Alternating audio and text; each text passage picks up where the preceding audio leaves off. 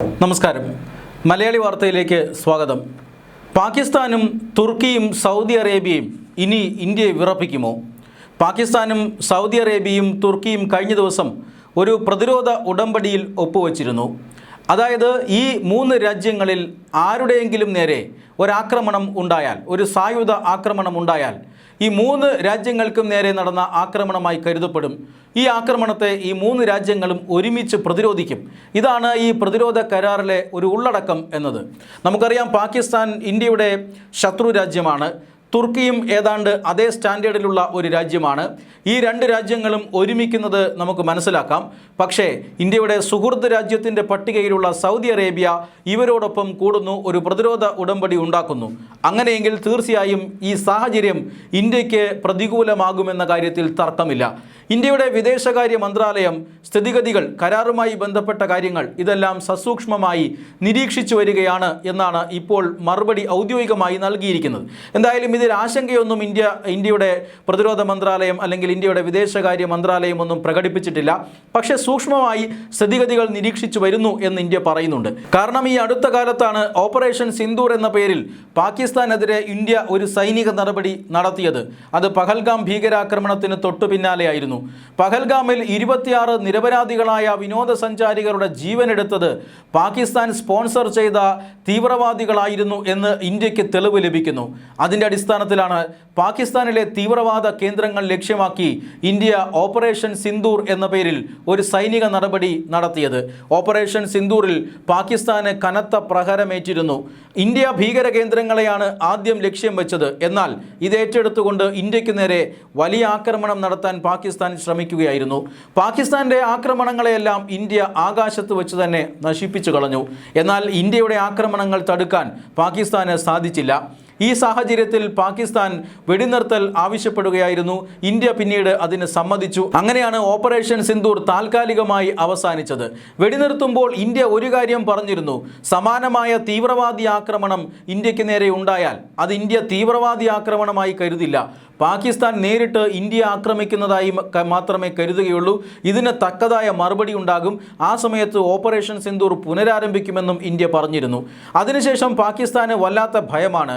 പാകിസ്ഥാൻ അതുകൊണ്ട് തന്നെ അമേരിക്കയുമായും മറ്റ് ചില രാജ്യങ്ങളുമായിട്ടുമൊക്കെ കൂട്ടുകൂടാൻ ശ്രമിച്ചിരുന്നു. അതിൻ്റെ ഏറ്റവും ഒടുവിലത്തെ ഭാഗമാണ് ഇപ്പോൾ നമ്മൾ ഇന്ന് കണ്ടത്. സൗദി അറേബ്യയുമായി പല രീതിയിലുള്ള പ്രതിരോധ സഹകരണം അത് ഉറപ്പുവരുത്തുക, അതിനുശേഷം തുർക്കിയെയും പാകിസ്ഥാനെയും അതുപോലെ തന്നെ സൗദി അറേബ്യയും ഒരുമിപ്പിക്കുന്ന ഒരു ഡിഫൻസ് കരാർ ഉണ്ടാക്കുക. ഇതാണ് ഈ പാകിസ്ഥാന്റെ ലക്ഷ്യമായിരുന്നത്. അതിപ്പോൾ നടന്നിരിക്കുകയാണ്. പക്ഷേ ഈ മൂന്ന് രാജ്യങ്ങളും ഒന്നിച്ചാലും ഇന്ത്യക്ക് ഭയക്കേണ്ടതില്ല എന്നാണ് പ്രതിരോധ വിദഗ്ധർ പറയുന്നത്. കാരണം സൗദി അറേബ്യ ഇന്ത്യയുടെ ഒരു ഉറ്റ ചങ്ങാതിയാണ്. പാകിസ്ഥാനെ ഇന്ത്യ ആക്രമിച്ചു എന്ന് വച്ച് സൗദി അറേബ്യ ഇന്ത്യയെ ആക്രമിക്കാനൊന്നും പോകുന്നില്ല. തുർക്കി ഒരുപക്ഷെ പണമോ ആയുധമോ ഡ്രോണുകളോ കൊടുത്ത് സഹായിച്ചേക്കാം. അതിനപ്പുറം തുർക്കിയും ഇന്ത്യക്കെതിരെ ഒന്നും ചെയ്യാൻ പോകുന്നില്ല. ഇതാണ് ഇന്ത്യ ഈ കാര്യത്തിൽ യാതൊരുവിധ ആശങ്കയുമൊന്നും കൂടാതെ സ്ഥിതിഗതികൾ സൂക്ഷ്മമായി നിരീക്ഷിച്ച് മിണ്ടാതിരിക്കുന്നത്. എന്തായാലും സൗദി അറേബ്യയെ സംബന്ധിച്ചിടത്തോളം ഇങ്ങനെ ഒരു പ്രതിരോധ സഹകരണം വളരെ പ്രധാനപ്പെട്ടതാണ്. കാരണം ഇവിടെ പശ്ചിമേഷ്യയിൽ വലിയ സംഘർഷം നടക്കുന്നു. പശ്ചിമേഷ്യൻ സംഘർഷം എന്ന് പറഞ്ഞാൽ അമേരിക്കയും ഇസ്രായേലും സംയുക്തമായി ഇറാനെ ആക്രമിച്ചു കൊണ്ടിരിക്കുന്നു. ഇറാൻ ഇതിന് മറുപടി നൽകുന്നത് ഗൾഫ് രാജ്യങ്ങളെ ആക്രമിച്ചുകൊണ്ടാണ്. ആദ്യഘട്ടത്തിൽ സൗദി അറേബ്യയ്ക്ക് നേരെയാണ് ഇറാൻ നിരന്തരം ആക്രമണം നടത്തിയിരുന്നത്. എന്നാൽ ഇറാൻ ഇപ്പോൾ സൗദി അറേബ്യയെ അങ്ങനെ ആക്രമിക്കുന്നില്ല.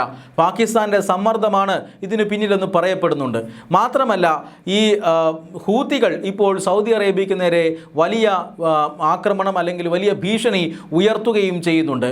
ഒരു ഭാഗത്ത് ഇറാനും മറുഭാഗത്ത് ഹൂത്തികളും സൗദി അറേബ്യയ്ക്ക് നേരെ വലിയ സുരക്ഷാ വെല്ലുവിളി ഉയർത്തുന്നുണ്ട്. മാത്രമല്ല, ഏറ്റവും അവസാന ഘട്ടത്തിൽ ശക്തമായ ആക്രമണം തുടങ്ങാൻ ഞങ്ങളിതാ ഒരുങ്ങുന്നു എന്ന് ഇറാനെതിരെ അമേരിക്ക പ്രഖ്യാപനം നടത്തിയിരിക്കുകയാണ്.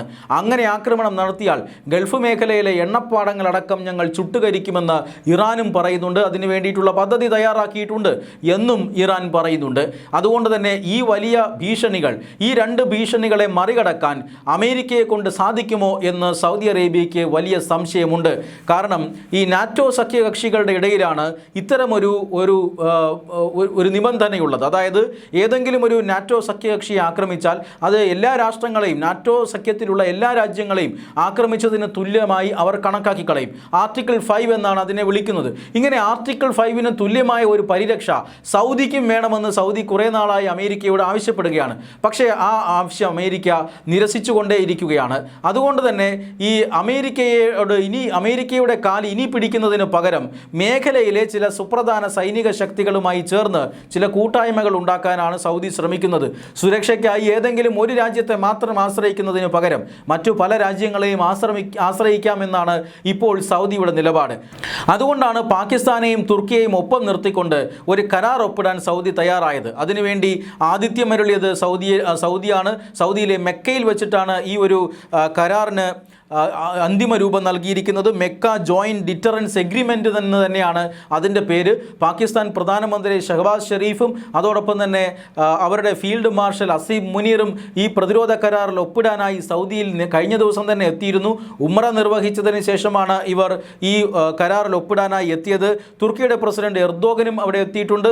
സൗദിക്ക് വേണ്ടി സൗദിയുടെ കിരീടാവകാശിയും പ്രധാനമന്ത്രിയുമായ മുഹമ്മദ് ബിൻ സൽമാനാണ് ഈ കരാറിൽ ഒപ്പിട്ടിരിക്കുന്നത്. ഇങ്ങനെ ഉള്ള ഒരു കരാർ തീർച്ചയായും വലിയ ഒരു ഈ ആർട്ടിക്കിൾ 5 സമാനമായ ഏതെങ്കിലും രീതിയിൽ നാറ്റോ സഖ്യകക്ഷികളുടെ ഒരു തീരുമാനമുണ്ടല്ലോ, അത്രമാത്രം തീവ്രമായ ഒരു കരാറൊന്നുമല്ല. പക്ഷേ ഇതുകൊണ്ട് ചില പ്രയോജനങ്ങൾ സൗദി അടക്കമുള്ള രാജ്യങ്ങൾക്ക് ഉണ്ടുതാനും. അത് പശ്ചിമേഷ്യൻ സംഘർഷവുമായി ബന്ധപ്പെട്ടതാണ്.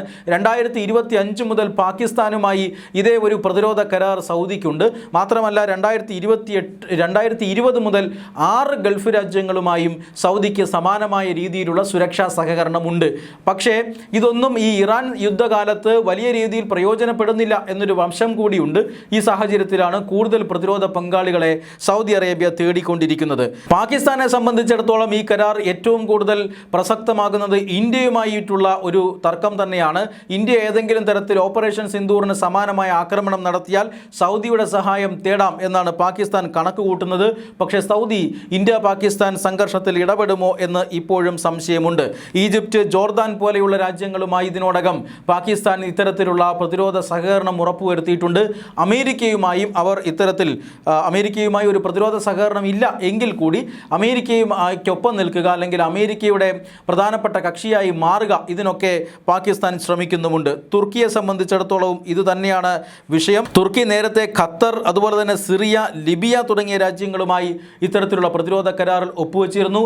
പാകിസ്ഥാൻ ഓപ്പറേഷൻ സിന്ദൂറിന് ശേഷം, ഇന്ത്യ പാകിസ്ഥാൻ സംഘർഷത്തിന് ശേഷം ഇന്ത്യ തുർക്കിയെ ഏതാണ്ട് ശത്രു രാജ്യമായിട്ട് തന്നെയാണ് കാണുന്നത്. കാരണം ആ സമയത്ത് ഇന്ത്യ ആക്രമിക്കാനായി ആയുധങ്ങളടക്കം തുർക്കി പാകിസ്ഥാന് നൽകിയിരുന്നു. ഈ സാഹചര്യത്തിൽ സുരക്ഷ വർദ്ധിപ്പിക്കുക എന്നുള്ളത് തുർക്കിയുടെ കൂടെ ആവശ്യമാണ്. 3 രാജ്യങ്ങളും മുസ്ലിം രാജ്യമാണ് എന്നുള്ളതും ഏറ്റവും പ്രധാനപ്പെട്ട ഘടകമാണ്. ഈ 3 രാജ്യങ്ങളും പ്രാദേശികമായി ഒരുമിച്ച് പ്രവർത്തിച്ചാൽ, അതിൻ്റെ നേതൃത്വം സൗദിക്ക് ലഭിച്ചാൽ തീർച്ചയായും ഗുണപരമായ മാറ്റം ഈ മേഖലയിലെ സമാധാനത്തിന് ഉണ്ടാക്കാൻ സാധിക്കുമെന്ന് സൗദി വിശ്വസിക്കുന്നുണ്ട്. മാത്രമല്ല പാകിസ്ഥാനും തുർക്കിയും ഇക്കാര്യങ്ങളിൽ വിശ്വസിക്കുന്നുണ്ട്. കാരണം ഈ 2 രാജ്യങ്ങളും ഇന്ത്യയിൽ നിന്നും വലിയ രീതിയിലുള്ള ഭീഷണി നേരിടുന്നുണ്ട് എന്നാണ് അവർ വിചാരിക്കുന്നത്. പക്ഷേ ഇന്ത്യയെ ആക്രമിക്കാത്തിടത്തോളം കാലം, ഇന്ത്യയിൽ ഭീകരാക്രമണം നടക്കാത്തിടത്തോളം കാലം ഇത്തരം രാജ്യങ്ങൾക്ക് മേൽ ഏകപക്ഷീയമായ ആക്രമണം നടത്തുന്ന രാജ്യമൊന്നുമല്ല. പക്ഷേ എന്തായാലും ഈ എന്ത് തരത്തിലുള്ള സുരക്ഷാ മുൻകരുതലുകൾ എടുത്തിട്ടായാലും ഇന്ത്യക്കകത്തെ ഭീകരപ്രവർത്തനം അവസാനിപ്പിക്കാൻ പാകിസ്ഥാൻ തയ്യാറല്ല എന്നുകൂടി ഇതിൽ നിന്ന് വ്യക്തമാകുന്നുണ്ട്.